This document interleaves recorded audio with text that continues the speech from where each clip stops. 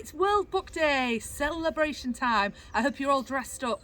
We've got a story for you today up in Forest Schools. We've got our stick, we've got our book. It's called Stanley's Stick. Okay. Oh, it's written by John Hedgley. Looks quite a good one. I've not read it before, so let's see what's inside. Stanley's Stick. Stanley stands on Stockport Station with his stick. Stanley always carries his stick with him. Stockport! There he is, he's got his bags, going on the train. Stanley's stick was once part of something tall and grand, and it will never return. But it can be the best stick it can. I wonder what it's going to be. Stanley had a lot of stick activity, like pretending the stick is a whistle or a banana that is quite straight. You don't have to be great to be great. It was pretending like the stick is a match to catch the world aflame. There is a game after all, after Sticky Game. Look, it's a dinosaur!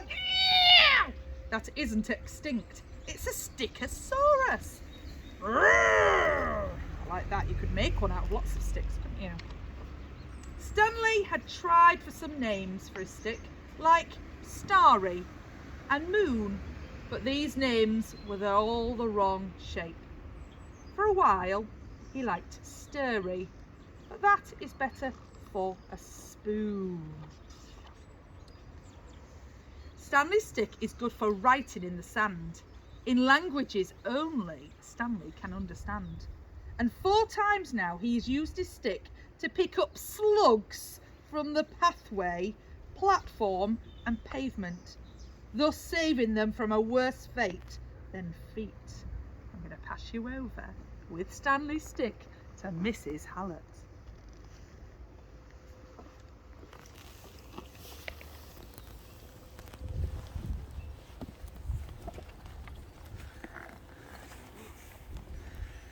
And 4 times now he used his stick to pick up slugs from pathway, platform and pavement, thus saving them from a fate worse than feet. Stanley's friend Bertie had some string, and sometimes they'd tie the string to the stick's end and pretend to go fishing. Because the fisher pretend, no fish get hurt, says Bertie.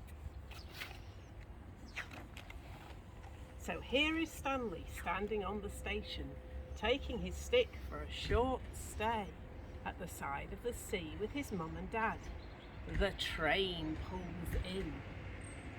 Down at the sea, Stanley goes down to the side of the tide. His folks take stock of Stanley standing on the sand, stick in hand. What is he doing? Maybe the boy thinks it's time for the stick to be taken for someone else to enjoy. And I'm going to pass the stick to Miss Robinson.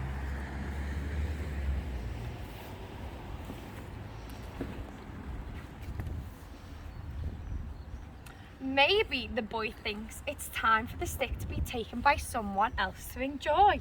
Stanley hurls his stick into the wide tide. Gosh, what a tiny splash for something that has been so big in Stanley's days. The sea picks up the stick and tucks it into itself. Stanley is stickless. The next morning, back at their spot on the beach, the tide is out. Stanley treads towards the spreading sea. Boats ride seaback out on the distance.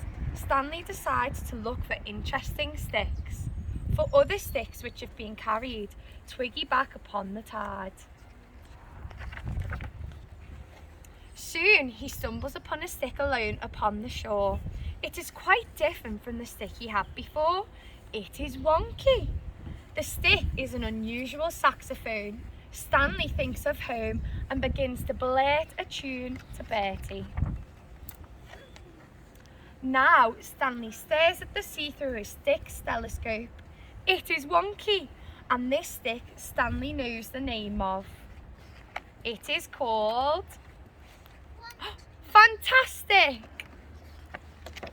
The end. Stanley is fantastic.